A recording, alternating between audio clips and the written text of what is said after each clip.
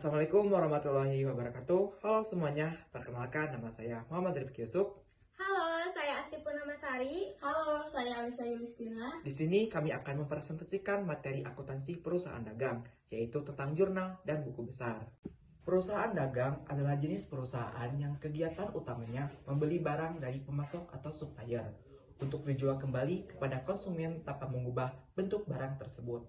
Kami mewawancarai perusahaan dagang, yaitu ATK Dian Berkah, adalah usaha dagang yang menjual alat tulis kantor berdiri sejak tanggal 1 Desember 2024 yang beralamat di Gang Haji Karim 2, Bodogol, Ciwastra, Bandung. Dalam akuntansi perusahaan dagang, pencatatan keuangan memiliki ciri khas tertentu yang berkaitan dengan aktivitas jual beli barang. Dan akun-akun yang termasuk ke dalam perusahaan dagang sama seperti perusahaan jasa, yaitu ada 5. Yang pertama, ada aset, yaitu yang termasuk aset adalah yang pertama ada kas, yang kedua ada piutang dagang, yang ketiga ada persediaan, yang keempat ada asuransi dibayar di muka, yang kelima ada perlengkapan toko, yang keenam ada peralatan toko, dan yang terakhir akumulasi peralatan. Dan yang kedua ada liabilitas, yaitu utang dagang dan utang gaji. Yang ketiga ada ekuitas, yaitu modal dan freight. Yang keempat ada pendapatan, yaitu penjualan. Dan yang terakhir ada beban, yaitu beban pokok penjualan, beban penyusutan toko, beban sewa, beban utilitas, dan beban administrasi lain-lainnya. Dalam akuntansi perusahaan dagang, pencatatan transaksi keuangan adalah hal yang sangat penting untuk memastikan laporan keuangan yang akurat. 2 elemen utama yang akan kita bahas adalah jurnal dan buku besar. Dalam video ini, kami akan membahas yang pertama, ada penjelasan mengenai jurnal dan mencatatnya. Yang kedua, ada penjelasan tentang buku besar dan bagaimana hubungan keduanya. Semoga penjelasan kami memberikan pemahaman yang jelas. Yuk sama-sama kita kerjakan. Yang pertama, kita akan membahas tentang jurnal yang akan disampaikan oleh Asti Purnamasari. Saya di sini akan menjelaskan mengenai jurnal umum. Jurnal umum berfungsi untuk mencatat transaksi secara kronologis dan menjadi dasar pemindahan ke buku besar. Ini merupakan transaksi ATK Dian Berkah selama bulan Desember 2024. Mari kita masuk ke perjurnalan dengan sistem periodik.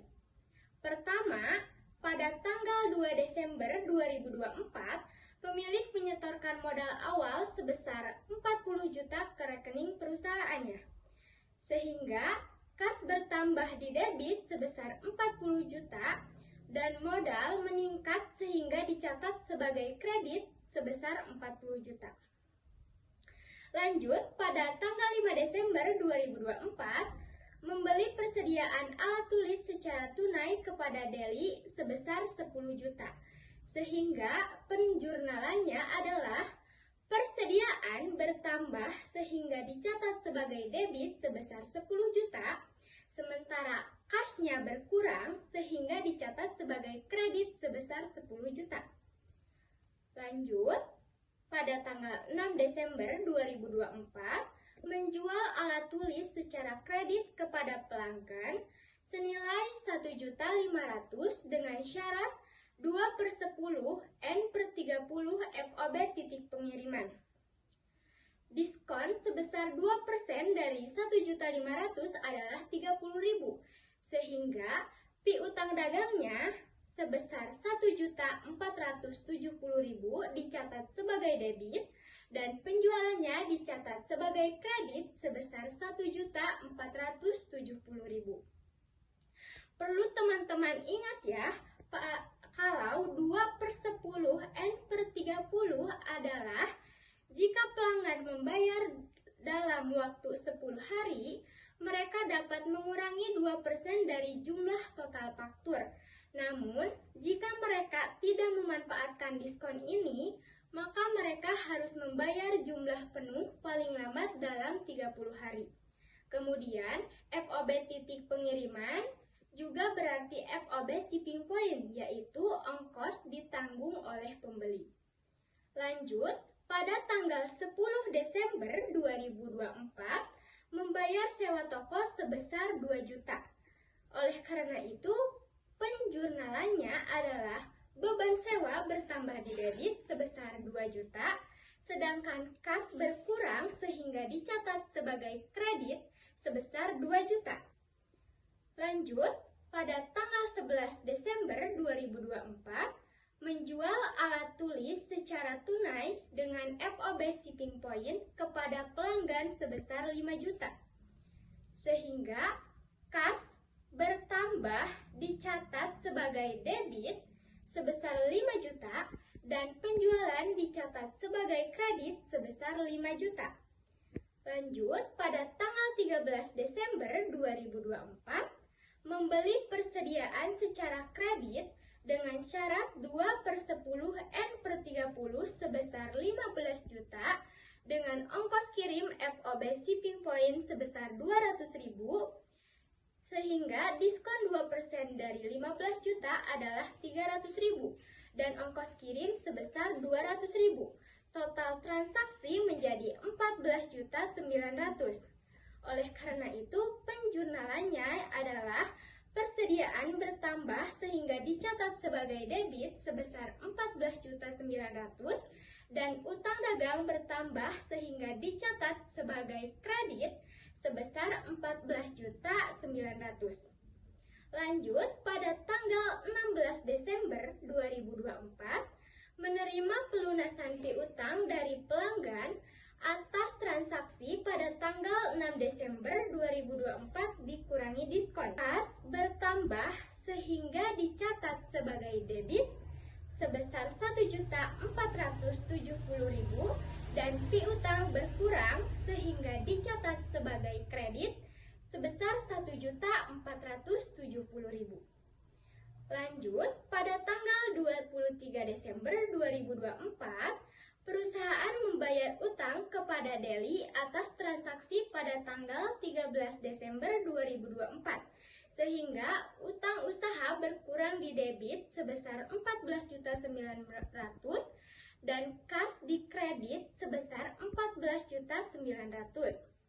Lanjut, pada tanggal 31 Desember 2024, membayar listrik dan wifi sebesar 300.000, sehingga penjurnalannya adalah beban utilitas dicatat sebagai debit sebesar 300.000 dan kas berkurang sehingga dicatat sebagai kredit sebesar 300.000. Kemudian jumlah total dari akun debit adalah sebesar 90.400.000. Nah, ini dia jurnal lengkapnya. Next, kita lanjut ke buku besar, akan dijelaskan oleh Alisa Yulistina.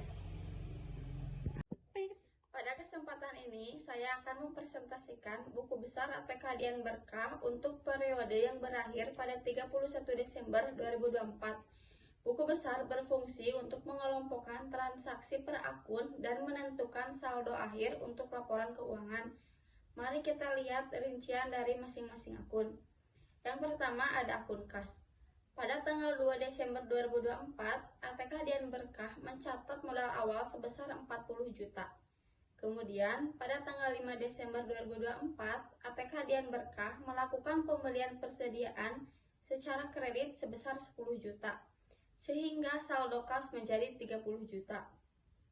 Selanjutnya, pada 10 Desember 2024, ATK Dian Berkah membayar sewa sebesar 2 juta, mengurangi saldo kas menjadi 28 juta. Pada 11 Desember 2024, penjualan sebesar 5 juta. Peningkatan saldo kas menjadi 33 juta. Kemudian pada tanggal 16 Desember 2024, ATK Dian Berkah menerima pelunasan piutang sebesar 1.470.000 sehingga saldo kas menjadi 34.470.000. Namun, pada tanggal 26 Desember 2024, ATK Dian Berkah membayar utang sebesar 14.900.000 yang mengurangi saldo kas menjadi 19.570.000. Terakhir, pada 31 Desember 2024, ATK Dian Berkah membayar beban utilitas sebesar 300.000, menjadikan saldo akhir kas sebesar 19.270.000. Kemudian ada akun piutang dagang. Pada tanggal 6 Desember 2024, ATK Dian Berkah mencatat penjualan secara kredit sebesar 1.470.000. Kemudian, pada tanggal 16 Desember 2024, ATK Dian Berkah menerima pelunasan piutang tersebut, sehingga saldo piutang menjadi 0. Yang ketiga, ada akun persediaan barang dagang. Di sisi persediaan, pada tanggal 5 Desember 2024, ATK Dian Berkah membeli persediaan secara tunai sebesar 10 juta. Kemudian, pada 13 Desember 2024, ATK Dian Berkah membeli persediaan secara kredit sebesar 14.900.000. Total persediaan ATK Dian Berkah menjadi 24.900.000. Yang keempat, ada akun utang dagang. Pada tanggal 13 Desember 2024, ATK Dian Berkah mencatat utang sebesar 14.900.000 akibat pembelian secara kredit. Namun, pada tanggal 26 Desember 2024, utang tersebut telah dilunasi, sehingga saldo utang menjadi 0. Yang kelima, ada akun modal. Modal awal perusahaan dicatat pada 2 Januari 2024 sebesar 40 juta. Kemudian ada akun pendapatan. Untuk pendapatan, pada 6 Desember 2024, ATK Dian Berkah mencatat penjualan tunai sebesar 1.470.000. Kemudian, pada tanggal 11 Desember 2024, ATK Dian Berkah mencatat penjualan tunai lagi sebesar 5 juta, menjadikan total pendapatan menjadi 6.470.000. Kemudian ada akun beban sewa. Untuk beban sewa, pada tanggal 10 Desember 2024, ATK Dian Berkah membayar sewa sebesar 2 juta.